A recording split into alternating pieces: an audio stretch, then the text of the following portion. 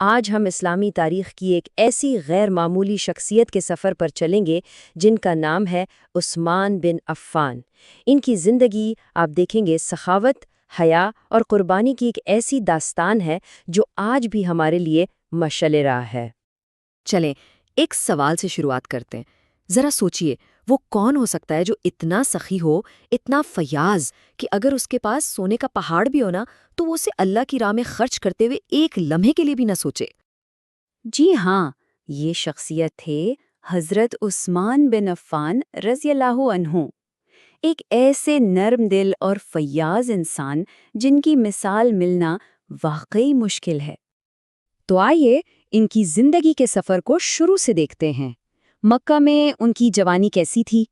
اسلام قبول کرنے سے بھی بہت پہلے ان کا کردار اور اخلاق کیسا تھا؟ دیکھیں، وہ قریش کے ایک بہت ہی معزز اور امیر گھرانے میں پیدا ہوئے۔ اللہ نے انہیں بے شمار دولت سے نوازا تھا، لیکن کمال کی بات یہ ہے کہ دنیا کی محبت ان کے دل میں کبھی آئی ہی نہیں۔ ان کا دل تو ہمیشہ دوسروں کے لیے دھڑکتا تھا۔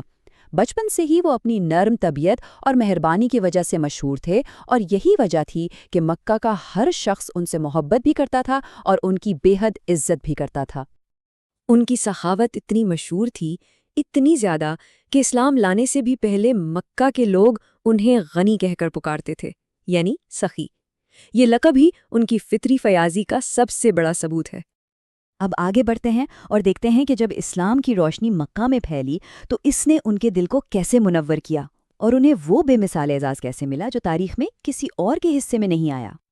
تو جب مکہ میں اسلام کا پیغام گونجا تو جو امیر ترین لوگ تھے ان میں سب سے پہلے ایمان لانے والوں میں حضرت عثمان بھی شامل تھے۔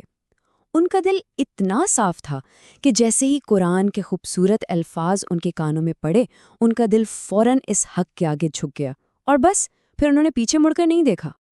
خود نبی کریم صلی اللہ علیہ وسلم کو بھی حضرت عثمان سے اتنی محبت تھی کہ انہوں نے اپنی صاحبزادی حضرت رقیہ کا نکاح ان سے کر دیا۔ جب ان کا انتقال ہو گیا تو آپ نے اپنی دوسری بیٹی حضرت ام کلثوم کا نکاح بھی ان سے کر دیا۔ اسی وجہ سے انہیں ذوالنورین کہا جاتا ہے، یعنی دو نوروں والا۔ سوچئے، یہ ایک ایسا شرف ہے جو تاریخ میں کسی اور انسان کو کبھی نہیں ملا۔ لیکن ان کی شخصیت کا ایک اور بہت ہی خاص پہلو تھا، اور وہ تھا حیا۔ ان کی حیا کا عالم یہ تھا کہ خود نبی کریم صلی اللہ علیہ وآلہ وسلم نے فرمایا، عثمان وہ شخص ہے جس سے فرشتے بھی حیا کرتے ہیں۔ اللہ اکبر! ذرا تصور کریں، ایک انسان کا مرتبہ کتنا بلند ہو سکتا ہے کہ آسمان کے فرشتے بھی ان کا حیا کریں۔ اچھا، اب آتے ہیں ان کی سخاوت کے ان مشہور واقعات کی طرف جو آج بھی ہمارے لیے بے لوث عطا کی بہترین مثالیں ہیں۔ تو قصہ کچھ یوں ہے کہ مدینہ میں ایک وقت ایسا آیا جب پانی کی بہت زیادہ قلت ہو گئی۔ وہاں ایک کنواں تھا جسے بئر روما کہتے تھے، اور اس کا مالک مہنگے داموں پانی بیچتا تھا۔ غریب مسلمانوں کے لیے یہ بہت مشکل تھا۔ ایسے میں کون آگے آیا؟ حضرت عثمان۔ انہوں نے اپنی جیب سے، اپنی ذاتی دولت سے وہ پورا کنواں خرید لیا اور اسے مسلمانوں کے لیے وقف کر دیا۔ اعلان کر دیا کہ آج سے اس کا پانی سب کے لیے مفت ہے۔ بس ایک عمل نے پورے شہر کی پیاس بجھا دی۔ اور ان کی سخاوت کی کہانی یہاں ختم نہیں ہوتی۔ ایک اور بہت نازک موقع آیا جب اسلامی لشکر کو ایک بڑی جنگ کی تیاری کرنی تھی اور وسائل کی شدید کمی تھی۔ اس وقت بھی حضرت عثمان ایک بار پھر سب سے آگے کھڑے تھے۔ نبی کریم صلی اللہ علیہ وسلم نے صحابہ سے مدد کے لیے کہا۔ اس لشکر کو جیش العسرہ یعنی تنگی والا لشکر بھی کہا جاتا ہے۔ تو جیسے ہی آپ صلی اللہ علیہ وسلم نے پکارا، حضرت عثمان فوراً کھڑے ہو گئے، اور انہوں نے سینکڑوں اونٹ، بہت بڑی مقدار میں سونا اور چاندی، سب کچھ لا کر نبی کریم صلی اللہ علیہ وسلم کے قدموں میں ڈھیر کر دیا۔ ان کی اس مدد سے لشکر کا ایک بہت بڑا حصہ تیار ہو گیا۔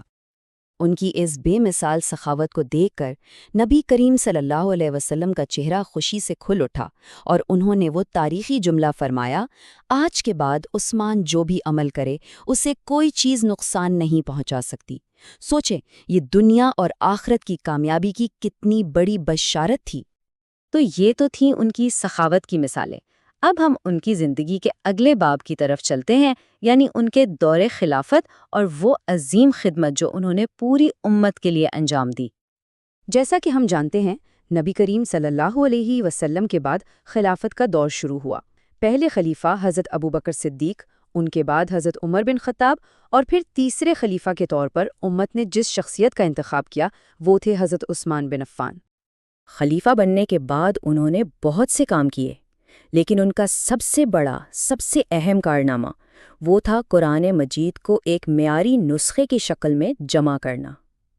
آج دنیا بھر میں مسلمان جو قرآن پڑھتے ہیں نا، وہ اسی رسم عثمانی یعنی عثمان کے لکھوائے ہوئے رسم الخط پر ہے۔ یہ ان کی ایسی خدمت ہے جس کا اجر انہیں قیامت تک ملتا رہے گا۔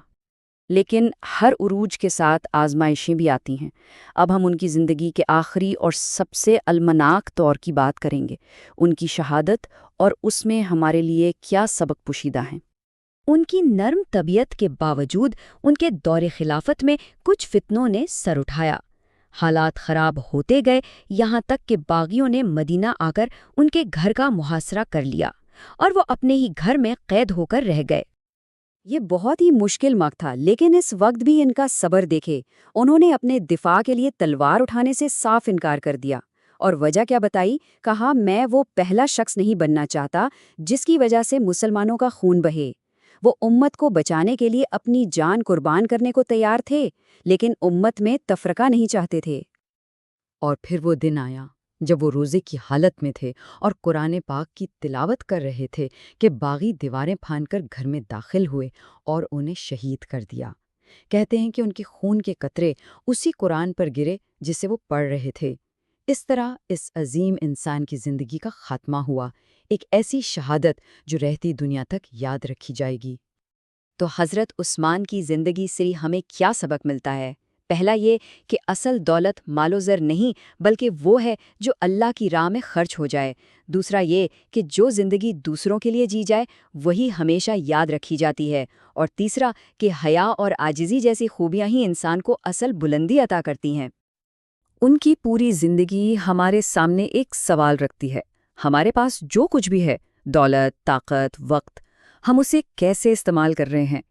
حضرت عثمان کی کہانی ہمیں یہ سوچنے پر مجبور کرتی ہے کہ اصل کامیابی اور عظمت اپنی ذات کے لیے جینے میں نہیں ہے، بلکہ دوسروں کے لیے اور اپنے رب کے لیے جینے میں ہے۔